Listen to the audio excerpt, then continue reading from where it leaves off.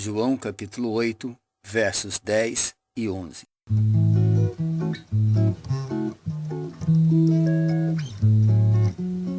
Erguendo-se Jesus e não vendo a ninguém mais além da mulher, perguntou-lhe: Mulher, onde estão os teus acusadores? Ninguém te condenou?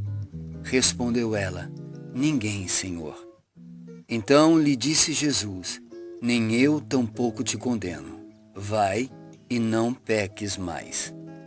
Há pouco tempo atrás, um advogado e amigo pessoal conversava comigo a respeito da importância da religião. E eu lhe falava que a religião era importante por causa do pecado. Aliás, eu dizia a ele que o pecado era o principal motivo e causa da religião. E segui-lhe assegurando que sem pecado não há necessidade do religare. Religare é a palavra em latim para a religião e que significa religar. Este é o propósito da religião: religar o homem a Deus, que foi separado dele pelo pecado.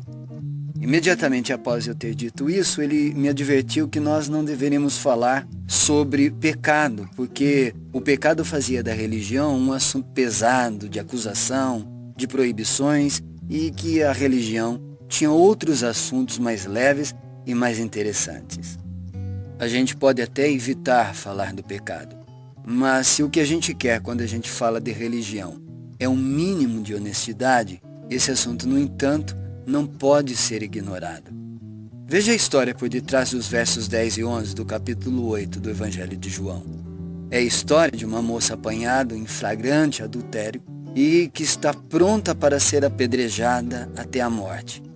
Mas antes, os que a acusavam levaram-na até Jesus e lhe perguntaram: Mestre, essa mulher foi apanhada em flagrante adultério, e na lei nos mandou Moisés que tais mulheres sejam apedrejadas. Tu, pois, o que dizes? E Jesus lhes respondeu: Aquele que dentre vós estiver sem pecado, seja o primeiro que lhe atire pedras. Quando eles ouviram isso, ficaram com uma profunda crise de consciência, porque não havia ali ninguém que não houvesse cometido pecado. Então eles se retiraram do lugar, ficando Jesus e a mulher sozinhos. É aí que Jesus pergunta a ela: Mulher, onde estão os teus acusadores? Ninguém te condenou?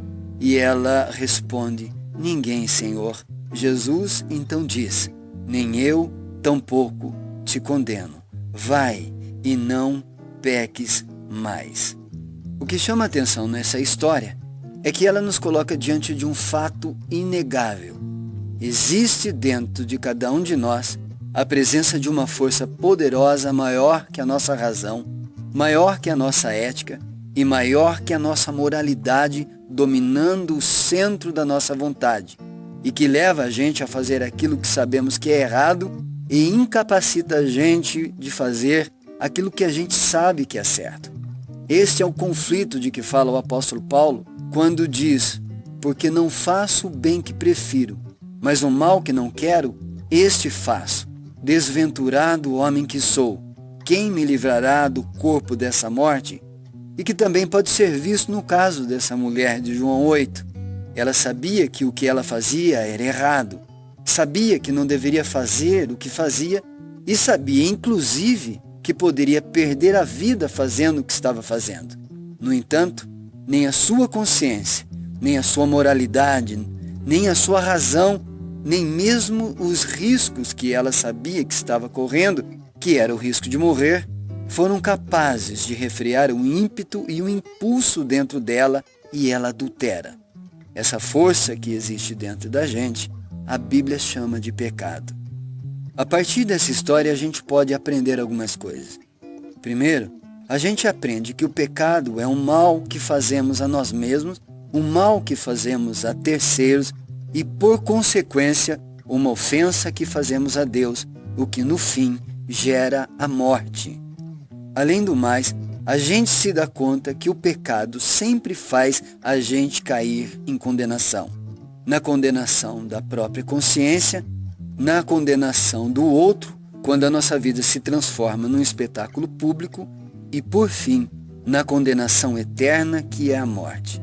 E, por último, A gente aprende que a maior malignidade do pecado é aquela que nos torna incapazes de mudar por força própria essa natureza corrompida que habita dentro de nós. Mesmo conscientes de que ela nos destrói a nós mesmos e destrói tudo aquilo que é importante para nós, a gente descobre que sozinhos não podemos mudar quem somos por mais que nos esforcemos.